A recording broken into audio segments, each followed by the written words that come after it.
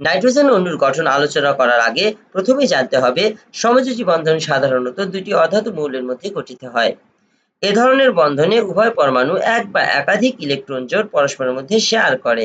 এই শেয়ারকৃত ইলেকট্রন জোড়ের মাধ্যমেই মূলত সমযোজী বন্ধন গঠিত হয়ে থাকে। এবার নাইট্রোজেন অণুর গঠন আলোচনা করা যাক। নাইট্রোজেন একটি অধাতু মৌল, তাই নাইট্রোজেন অণুটি সমযোজী বন্ধন দ্বারা গঠিত, কারণ এই অণুতে দুটি অধাতু নাইট্রোজেন মৌল রয়েছে।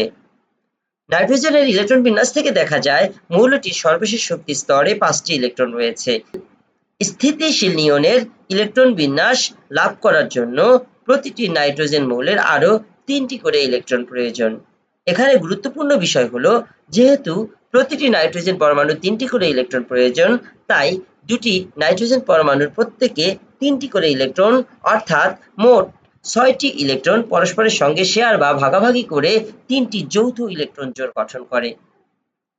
সবশেষে এই যৌথ ইলেকট্রন জোড় উভয় নাইট্রোজেন পরমাণুর নিউক্লিয়াসের মাঝামাঝি অবস্থান করে এবং উভয় পরমাণু দ্বারা সমানভাবে আকৃষ্ট হয়।